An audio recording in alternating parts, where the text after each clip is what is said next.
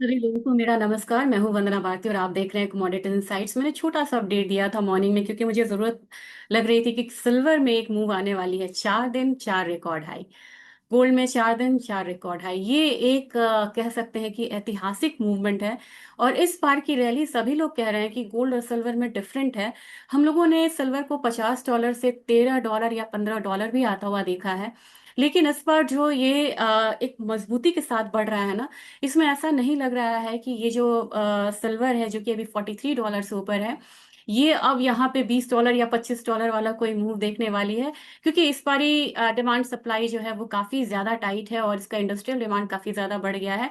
रही बात गोल्ड की, तो जब गोल्ड में पहले रैली आती थी तो सेंट्रल बैंक्स यहाँ पे बाइंग नहीं करते थे।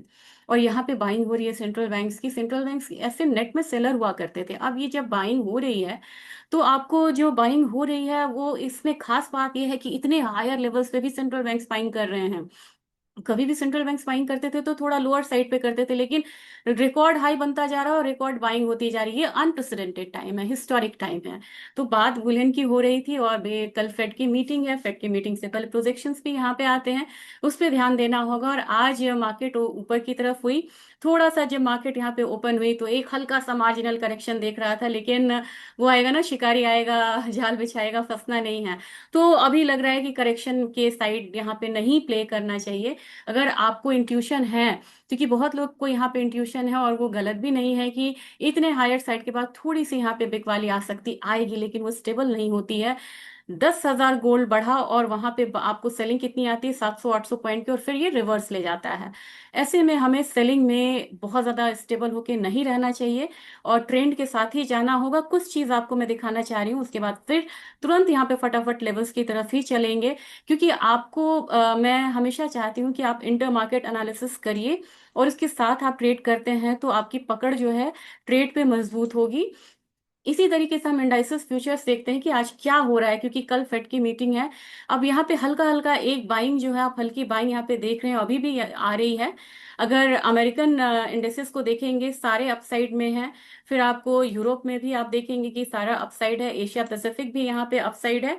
और अगर मैं बात करूँ क्रिप्टोज की, क्रिप्टोज में यहाँ पे फॉल आ रहा है। ये क्रिप्टो का जो फॉल है ना, ये थोड़ा सा यहाँ पे दे सकता है, एक अट्रैक्शन बढ़ा सकता है गोल्ड और सिल्वर का। और रही बात कमोडिटीज की, तो कमोडिटीज में ये आपके सामने रहा।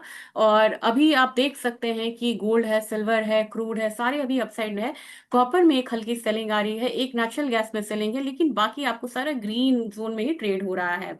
अगर बात यहाँ पे ग्रेन्स की ही आप कर लेंगे तो ग्रेन्स में भी एक हल्का मतलब हल्की जो है वो बाइंग है।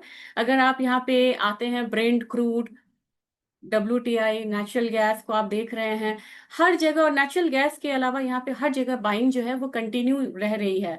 तो कहने का मतलब है कि आज का दिन भी यहाँ पे थोड़ा सा बाइंग का हो सकता है। और ट्रिगर्स वैसा ही बता रहे हैं। फटाफट यहाँ पे लेवल्स की बात करेंगे। लेवल्स में मैं कहूँ सबसे पहले मुझे आज देखना होगा डॉलर इंडेक्स को, क्योंकि डॉलर इंडेक्स का काफी इंपॉर्टेंट रोल रहेगा। फेड का सीधा सीधा इम्पैक्ट इस पे आएगा। और डॉलर इंडेक्स ने 97.2 का एक लो लगाया है। और अभी जो रिसेंट इसने लो लगाया था करीब करीब ये 24 जुलाई को है, इसका लो था यहाँ से 97.10। वो बड़े आसानी से आ सकता है। उससे पहले का लो है 96.53। तो आपको तैयार रहना होगा 96.53। लेकिन इसके साथ रुपए का अगर हम देखते हैं, रुपया अप्रिशिएट हो रहा है, इस बात को ध्यान में जरूर रखिएगा। कल भी रुपया अप्रिशिएट हुआ, आज भी रुपया अप्रिशिएट हुआ है। और ये 85.5 के करीब जाके हुआ है, जो कि मैंने आपको कहा था कि 85.5 के करीब आएगा। कल अप्रिशिएट हुआ, आज अगर अप्रिशिएट होता है तो 87.88 के करीब यहाँ पे रुपया आ सकता है। तो हमारे गोल्ड और सिल्वर की बढ़त आज लॉक्ड रहेगी। तभी आप देख रहे हैं कि ऊपर नीचे का मूवमेंट जो है दोनों दिख रहा है। अब जो हमारा स्पॉट का एक नया हाई लग चुका है फिर से आज के दिन भी। और वो न्यू हाई है स्पॉट गोल्ड का 3689, कह सकते हैं 3690। तो जो $3700 हम लोगों ने फ्यूचर्स में आता हुआ देखा था, वो $3700 आप यहाँ पे स्पॉट मार्केट में आता हुआ देख रहे हैं। जो ज्यादातर डिस्काउंट पे ट्रेड होता है, यानी कि फ्यूचर्स के प्राइसेस ज्यादा होते हैं, स्पॉट का कम होता है। अब चलते हैं देखते हैं कि यहाँ पे स्पॉट मार्केट के बाद फ्यूचर्स मार्केट का क्या हाल है यूएस में। यूएस का जो फ्यूचर्स मार्केट है वो यहाँ पे $3728.4, यानी कि कल के हाई को तोड़ता हुआ आज एक नया रिकॉर्ड हाई बना रहा है। हमारा बाजार जो है थोड़ा सा यहाँ पे स्टेबल रहेगा। क्योंकि रुपया यहाँ पे अपना अप्रिशिएट हो रहा है।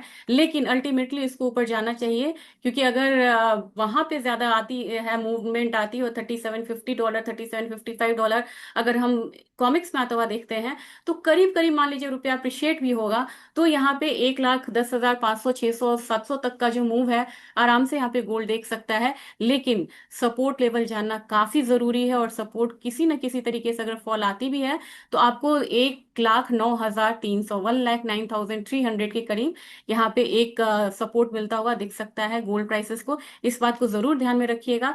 सिल्वर की बात की जाए तो सिल्वर अब यहाँ पे एक हाई इसने लगाया, कल इसने हाई लगाया था 43.23 का। आज का जो हाई है ये भी 42.23 है, और कल का हाई भी 42.23 है, यानी कि एक परफेक्ट डबल टॉप बन रहा है आज और कल में। तो अगर ये हाई नहीं टूटता है 43.23 का, तब गड़बड़ है। ये वहां से थोड़ा सा स्टेबल हो सकता है सिल्वर। लेकिन अगर ये हाई टूटती है, तो मैंने आपको कहा ना $44-45 सिल्वर का जाना, वो यहां से लग रहा है कि एक अपसाइड फिर से लेगा। तो एक लक्ष्मण रेखा आज मैं बता रही हूँ 43.23, क्योंकि एक डबल टॉप है आज और कल के ट्रेडिंग सेशन में।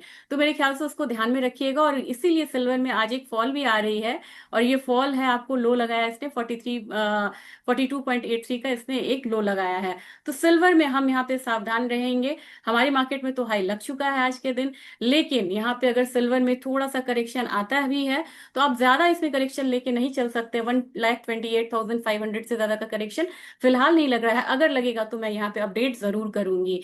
अच्छा, आज मैं चाह रही थी कि एक्सएसवी को भी देखा जाए, यानी कि स्पॉट सिल्वर को भी थोड़ा सा देखा जाए कि वहां पे किस तरीके की मूवमेंट है। तो स्पॉट जो है वो तेजी दिखा रहा है 48.7, और वहां पे फॉल नहीं है, इस बात का ध्यान रखिएगा। और वो सीधा सीधा 43.2 तक लग रहा है मुझे कि आएगा। तो स्पॉट सिल्वर में फिलहाल किसी भी तरीके का कोई वीकनेस बहुत ज्यादा नहीं है। अब आते हैं क्रूड ऑयल पे। क्रूड ऑयल आपको इसलिए बढ़ रहा है क्योंकि कल यहाँ पे यूक्रेन ने रशिया के ऑयल फील्ड्स पे अटैक किया, रिफाइनरीज पे, जिसकी 6% ग्लोबल कैपेसिटीज आप समझते हैं कि रशिया की है। तो मेरे ख्याल से उसका एक मूवमेंट है। हमारा बाजार जो है अभी बिल्कुल स्टेबल ट्रेड हो रहा है, लेकिन आज बढ़ भी सकता है, और कल का जो हाई था उसको ये ट्रैक कर सकता है। कल का हाई था अपना 56.15, तो 56.15 तक के लिए यहाँ पे गोल्ड जो है, क्रूड ऑयल जो है, सॉरी, वो थोड़ा सा स्ट्रांग हो सकता है। नेचुरल गैस अगेन $3 के करीब आया है। आज जो डाउन साइड था उसको इसने थोड़ा सा रिवर्स करा है, और मुझे लग रहा है कि 273-75 वाला जोन आप आता हुआ फिर से यहाँ पे देख सकते हैं नेचुरल गैस में। लेकिन अगर करेक्शन आता है तो कहां तक आ सकता है, अगेन ये 263.5 तक आएगा। आज का दिन मुझे लग रहा है कि बेस मेटल थोड़ा सा शांत है। शांत इसलिए है कि कल बड़ी मूवमेंट आ गई थी। आज जो अपसाइड जो रहेगा, कल के अपसाइड को ही चेज करेगा। तो 284 तक मुझे जिंक लग रहा है। लेड की बात की जाए तो लेड रिकवर करके 184 तक जा सकता है। अगर एल्यूमिनियम की बात की जाए तो एल्यूमिनियम फिर से यहाँ पे 262 तक चेज कर सकता है। कॉपर में अब हायर साइड लगा के एक लोअर साइड की मूव बन रही है। और ये मूव क्यों बन रही है, आज दो डेटा है यहाँ पे। एक है रिटेल सेल्स है, दूसरा है core retail sales. Core retail sales data US का निगेटिव आने की संभावना है, और रिटेल सेल्स यहाँ पे पॉजिटिव आने की संभावना है। देखते हैं किस तरीके की मूवमेंट होती है। लेकिन डॉलर इंडेक्स में गिरावट है, तो बहुत ज्यादा फॉल आप एक्सपेक्ट करके मत चलिए कमोडिटी में। अच्छा, अब आते हैं यहाँ पे कंसर्न कहाँ पे है मेजर, ये है आपको एग्री कमोडिटीज में। एग्री कमोडिटीज में अपसाइड आ ही नहीं रहा है, और इस बार यील्ड अच्छा है, इसकी वजह से भी एक मूवमेंट जो है वो डाउन साइड का बन रहा है, और एक्सपोर्ट अपना नहीं खुल रहा है, खासकर स्पाइसेस वगैरह में इसका असर है। तो 12,500 तक तो मुझे लग रहा है कि एक 3 दिन लगातार टर्मरिक ने डाउन साइड दिखाया है। 12,500 मुझे लग रहा है कि एक यहाँ पे आप उछाल आता हुआ देख सकते हैं। रही बात जीरे में, तो जीरे में आज एक मूवमेंट जो है वो डाउन साइड का है। थोड़ा सा रेंज इसमें रहेगा, और एक रेंज में आपको बताती हूँ। 20 डेज का मूविंग एवरेज यहाँ पे है करीब आपको 19,450 का। उसको तोड़ता है तो फिर कल का लो यहाँ पे लग सकता है 19,370 के करीब का। और अपसाइड यहाँ पे अगर थोड़ा रिकवर होता है तो 19,800 तक मुझे लग रहा है कि जीरा आ सकता है। अभी फिलहाल जो है ये बायस डाउन साइड का, इस बात का जरूर ध्यान में रखिएगा। और मैं कोशिश करूंगी कि एग्री काउंटर में एक थोड़ा सा डिटेल वीडियो बना के आप लोगों के साथ शेयर करूं। और धनिया में मुझे लग रहा है कि अब थोड़ा कंसोलिडेशन के बाद अपसाइड आता है, तो 8200 तक हम अपसाइड का रेजिस्टेंस देख सकते हैं। आज एक स्ट्रॉन्ग दिन हो सकता है ग्वारसी शीट ग्वारगम के लिए यहाँ मुझे एक रिवर्सल लग रही है। रिवर्सल कहाँ तक? 5170 तक ग्वार सीट। और ग्वारगम की बात की जाए तो ग्वारगम में मुझे लग रहा है 99,444 का, लाइक यानी कि 9,444 के लेवल मुझे लग रहे हैं आने वाले समय में आ सकता है। इसका थोड़ा सा यहाँ पे जो एक्सपोर्ट है ना अपना अगस्त महीने में, वो अच्छा हुआ था ग्वारगम का, तो उसका एक असर हम यहाँ पे आता हुआ देख सकते हैं। रही बात कोकूट की, कोकूट बिल्कुल रेंज में है और अब यहाँ पे सप्लाई साइड बढ़ रहा है, तो 2850 तक मुझे डाउन साइड लग रहा है। जबकि अपना कैस्टर आज थोड़ा सा दबाव में ट्रेड करेगा, 6640 तक ये नीचे की तरफ जा सकता है। और कैस्टर में रह रहा है कि जो रकबा बढ़ा है ना, उसका भी इम्पैक्ट देखने को मिलता है। ये आज का अपडेट था, होप्स आपको अच्छा लगा होगा। और ज्यादा से ज्यादा लाइक करके शेयर करिएगा। हम मतलब कि कोशिश करेंगे कि ज्यादा से ज्यादा आपको अपडेट्स दे पाएं। और अगर मैंने जो लेवल्स दिए हैं, अगर वो लेवल्स यहाँ पे ब्रीच होता है, तो फिर से मैं अपडेट देने की कोशिश पूरी करूंगी। Thank you.